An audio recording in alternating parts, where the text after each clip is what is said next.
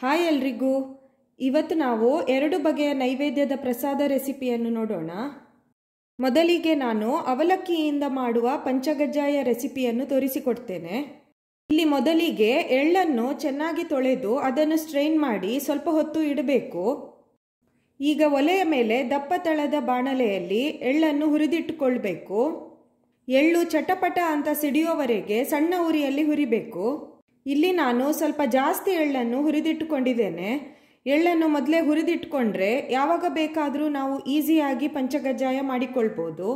ಈಗ ಒಲೆಯ ಮೇಲೆ ದಪ್ಪ ತಳದ ಪಾತ್ರೆ ಇಟ್ಟು ಇದರಲ್ಲಿ 1 ಗ್ಲಾಸ್ ಬೆಲ್ಲವನ್ನು ಹಾಕಬೇಕು. ಅರ್ಧ ಗ್ಲಾಸ್ ನೀರು ಹಾಕಿ 3 ರಿಂದ 4 ನಿಮಿಷ ಕುದಿಸಬೇಕು.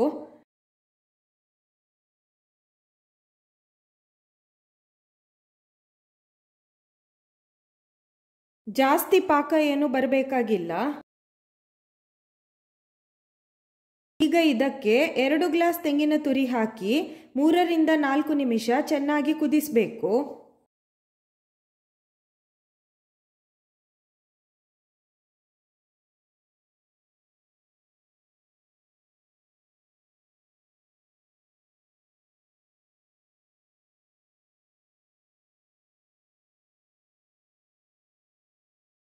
ಈ ಹದಕ್ಕೆ ಬಂದಾಗ ಗ್ಯಾಸ್ ಆಫ್ ಮಾಡಿ ಅದನ್ನು ಕಂಪ್ಲೀಟ್ ಆಗಿ ತಣ್ಣಗಾಗಲು ಬಿಡಿ.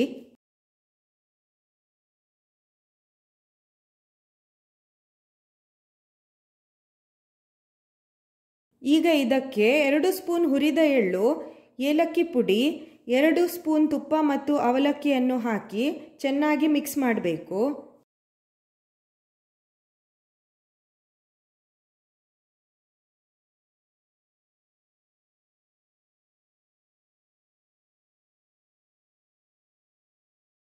ಇಲ್ಲಿ ನಾನು ಒಟ್ಟಿಗೆ 3 ಗ್ಲಾಸ್ ಅವಲಕ್ಕಿಯನ್ನು ಹಾಕಿದ್ದೇನೆ. ಈ ರೀತಿಯಾಗಿ ಮಾಡಿದ ಅವಲಕ್ಕಿ ಪಂಚಗಜ್ಜಾಯ 4 ರಿಂದ 5 ದಿನಗಳವರೆಗೆ ಇಟ್ಟರೂ ಕೆಡುವುದಿಲ್ಲ ಮತ್ತು ತಿನ್ನಲು ಕೂಡ ತುಂಬ ರುಚಿಯಾಗಿರ್ತದೆ. ಈ ರೀತಿಯಲ್ಲಿ ಅವಲಕ್ಕಿ ಪಂಚಗಜ್ಜಾಯವನ್ನು ಒಂದು ಸಲ ಮನೆಯಲ್ಲಿ ಮಾಡಿ ನೋಡಿ. ಈಗ ಹುರಿಗಡಲೆಯಿಂದ ಮಾಡಿದ ಸಕ್ಕರೆ ಪಂಚಗಜ್ಜಾಯ ಮಾಡುವ ವಿಧಾನವನ್ನು ನೋಡೋಣ. ಇಲ್ಲಿ 1 ಗ್ಲಾಸ್ ಹುರಿಗಡಲೆ ಅಥವಾ ಪುಟಾಣಿಯನ್ನು ಸಣ್ಣ ಉರಿಯಲ್ಲಿ 2 ನಿಮಿಷ ಹುರಿದಿಟ್ಕೊಳ್ಬೇಕು. ಈಗ ಇದನ್ನು ಪೂರ್ತಿಯಾಗಿ ತಣ್ಣಗಾಗಲು ಬಿಡಿ. ಈಗ ಹುರಿಗಡಲೆಯನ್ನು ಮಿಕ್ಸಿಯಲ್ಲಿ ನುಣ್ಣಗೆ ಪೌಡರ್ ಮಾಡಿಕೊಳ್ಬೇಕು.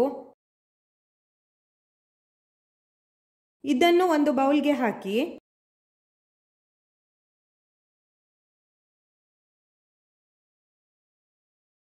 ಈಗ ಅರ್ಧ ಗ್ಲಾಸ್ ಸಕ್ಕರೆ, 3 ಏಲಕ್ಕಿಯನ್ನು ಹಾಕಿ ನುಣ್ಣಗೆ ಪೌಡರ್ ಮಾಡಿಕೊಳ್ಳಿ.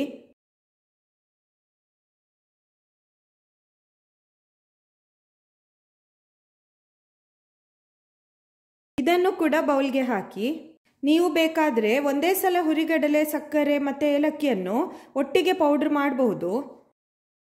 ಈಗ ಇದಕ್ಕೆ ಆಗಲೇ ಹುರಿದಿಟ್ಟುಕೊಂಡ 2 ಸ್ಪೂನ್ನಷ್ಟು ಎಳ್ಳನ್ನು ಹಾಕಿ ಮತ್ತು ಸ್ವಲ್ಪ ತುರಿದ ಒಣಕೊಬ್ಬರಿಯನ್ನು ಹಾಕಿ ಚೆನ್ನಾಗಿ ಮಿಕ್ಸ್ ಮಾಡಬೇಕು. ಈಗ ಹುರಿಗಡಲೆ ಸಕ್ಕರೆ ಪಂಚಗಜ್ಜಾಯ ರೆಡಿ ಆಯಿತು. ನನ್ನ ಚಾನೆಲ್ನಲ್ಲಿ ಕಡಲೆಬೇಳೆ ಪಂಚಗಜ್ಜಾಯ ರೆಸಿಪಿ ಕೂಡ ಇದೆ, ಒಂದು ಸಲ ಚೆಕ್ ಮಾಡಿ. ಲಿಂಕನ್ನು ಡಿಸ್ಕ್ರಿಪ್ಷನ್ ಬಾಕ್ಸ್ನಲ್ಲಿ ಕೊಟ್ಟಿರ್ತೇನೆ. ನನ್ನ ಈ ವಿಡಿಯೋ ನಿಮಗೆ ಇಷ್ಟ ಆದರೆ ಲೈಕ್, ಶೇರ್ ಮತ್ತು ಕಮೆಂಟ್ ಮಾಡಿ. ಹಾಗೂ ನನ್ನ ಚಾನೆಲನ್ನು ಸಬ್ಸ್ಕ್ರೈಬ್ ಮಾಡಿ. ಇನ್ನೊಂದು ಹೊಸ ರೆಸಿಪಿಯೊಂದಿಗೆ ಮತ್ತೆ ಸಿಗೋಣ. ಬಾಯ್ ಎಲ್ರಿಗೂ.